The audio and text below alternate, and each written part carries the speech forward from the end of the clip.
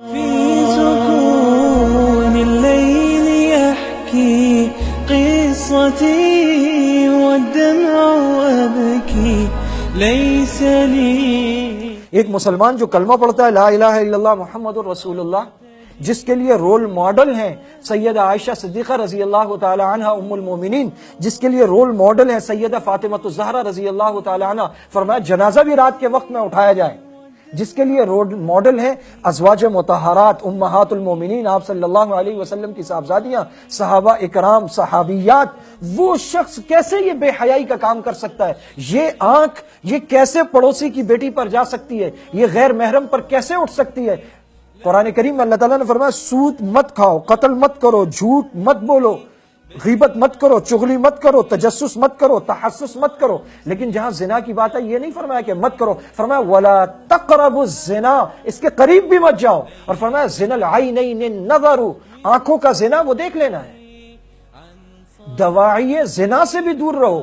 اس سب کا مقصد کیا ہے؟ ان ناجائز تعلقات کا. اور ان کو فیسیلیٹیٹ کرنے والا معاشرہ وہ ٹیلی کمیونیکیشن کمپنیاں جو نائٹ پیکیجز دیتی ہیں، جو 10 روپے میں 10,000 میسیجز دیتے ہیں، وہ جنہوں نے روابط کو آسان کر دیا ہے، وہ جو ان دنوں کے موقع پر پنک غبارے لگاتے ہیں، پنک کارپٹ بچھاتے ہیں، وہ جو کارڈز لگاتے ہیں، وہ جو لائٹس لگاتے ہیں، وہ برگر کی شاپس والے ہوں، آئس کریم پارلرز والے ہوں، کولڈ ڈرنک کارنرز والے ہوں، شاپنگ مالز والے ہوں، وہ ریسٹورنٹ والے ہوں، وہ ہٹ پر فنکشنز کا انعقاد کرنے والے ہوں، وہ میوزیکل پروگرامز کروانے والے ہوں، یہ سارے کے سارے لوگ جو فیسیلیٹیٹ کر کے نئی نسل کو بگاڑ رہے ہیں، مغرب کی نقالی پر اور گندوں کی نقالی پر مجبور کر رہے ہیں، ہماری پوری قوم کے اور نسل کے بگاڑ میں یہ برابر کے شریک ہے.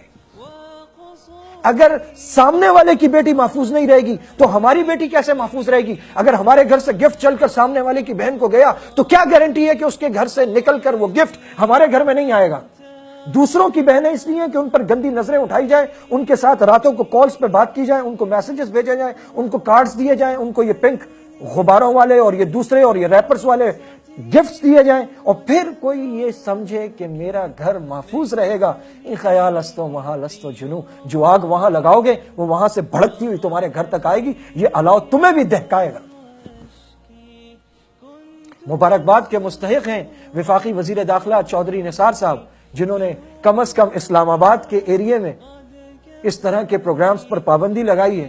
اور حکومت سے اور ارباب اقتدار سے یہی توقع کی جاتی ہے کہ ایک اسلامی ملک میں اللہ تعالیٰ نے آپ کو طاقت عطا کی ہے، جب لوگ غلط کاموں کی طرف جا رہے ہوں تو آپ اپنی قوت کو استعمال کرتے ہوئے انہیں روکیں، اور جس حد تک ہو سکے انہیں ان برائی کے کاموں سے روکیں اور اچھائی کے کاموں کی طرف لائیں. ایک مسلمان حکومت کا فرائض منصبی میں سے یہ ہے، ایک مسلمان حکومت کے فرائض منصبی میں سے یہ بات ہے کہ وہ امر بالمعروف نہی عن المنکر کرے، یعنی نیکی کا حکم کرے، برائی سے روک دے. اور یہ ایک عام آدمی کی دعوت کی طرح نہیں ہوگا، اس کا امر بالمعروف بھی حکومت کے پورے وسائل کے ساتھ، طاقت کے ساتھ ہوگا، اور اس کا نہی عن المنکر بھی پوری طاقت کے ساتھ ہوگا. کیوں کہ آپ اس مسند اقتدار پر براجمان ہیں جہاں سے نکلنے والا ایک آرڈر لوگوں کو برائی کے کاموں سے روک دے گا.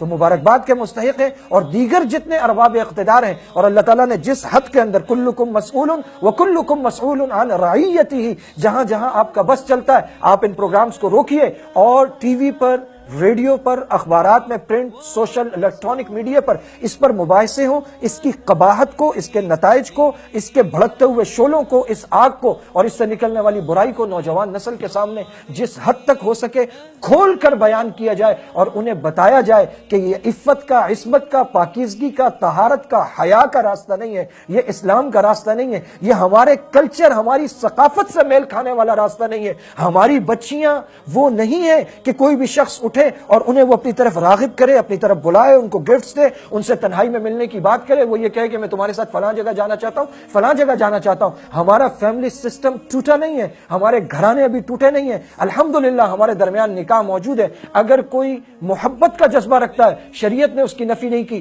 پسندیدگی کا جذبہ رکھتا ہے شریعت نے اس کی نفی نہیں کی. اپنے بڑوں کو بھیجیں، نکاح کا خطبہ بھیجیں، پیغام بھیجیں اور نکاح کیجئے. یہ طریقہ ہے شریعت کا. اور وہ لڑکیاں جو ان چکروں میں پھنستی ہیں، ہماری وہ بچیاں جو اس برائی کی طرف جاتی ہیں، کیا انہیں معلوم ہے آپ کیا کر رہی ہیں؟ آپ ان ہوس کے درندوں کو بتا رہی ہیں کہ ہم بغیر نکاح کے اویلیبل ہیں، ہم اپنے گھر والوں کی مرضی کے بغیر اویلیبل ہیں۔ آپ انہیں یہ بتلا رہی ہیں کہ اگر تم اکیلے ہماری طرف بڑھو گے تو تمہیں کوئی مشکل نہیں ہے، ہم تم سے مل سکتی ہیں۔ ان سے نہ مل کر انہیں یہ پیغام دیجئے کہ ہم تمہاری ہوس کے لیے وسیلہ نہیں بنیں گے، ہمارے گھر آؤ، نکاح کا پیغام لے کر آؤ۔ وہ بچیاں جو اس راستے پر نادانی میں اور کچے پن میں یا بے وقوفی میں چل پڑتی ہیں، وہ گویا کہ نکاح کا راستہ روک رہی ہیں۔ جب معاشرے میں ناجائز تعلقات فروغ پاتے ہیں، پروان چڑھتے ہیں، نکاح کا راستہ رک جاتا ہے، کیونکہ ہوس کا درندہ کبھی بھی نکاح نہیں کرنا چاہتا، ذمہ داری نہیں اٹھانا چاہتا، نام نہیں دینا چاہتا، خرچہ نہیں اٹھانا چاہتا، وہ اپنی ہوس پوری کر کے چلتا بنتا ہے۔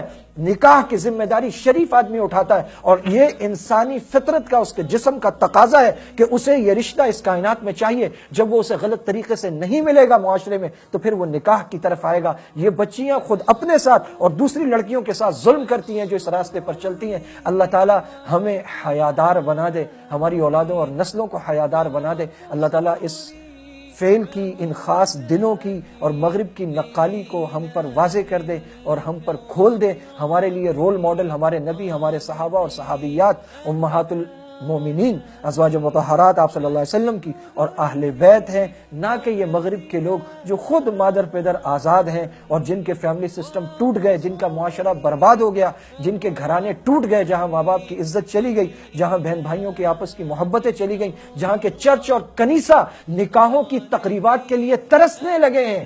ان معاشروں کی نقالی کسی طرح بھی ہمارے لیے سود مند نہیں ہے۔ پاکستان ہمارا ملک ہے اور یہ اسلامی ملک ہے، یہ اسلامی جمہوریہ پاکستان ہے۔ یہاں کا اپنا کلچر ہے، یہاں کی اقدار ہے، یہاں کی ثقافت ہے، یہاں کی ٹریڈیشنز ہے، اور ہم سب مسلمان ہیں، اور یہ اسلام کے نام پر، لا الہ الا اللہ محمد رسول اللہ کے نام پر حاصل کیا گیا ہے۔ اس میں اسلامی روایات آئیں گی اور یہی اقدار پروان چڑھیں گی تو یہ ہم سے میل کھاتی ہیں، ہم اس سے میل کھاتے ہیں۔ اگر ہم ان کی نقالی میں نکل گئے تو کچھ بھی نہیں ملے گا۔ خسرت دنیا والآخرہ، دین اور دنیا دونوں برباد ہو جائیں گے۔ بين صحبي كنت أمسي غرني الحال وهماني أين أنتم من سؤال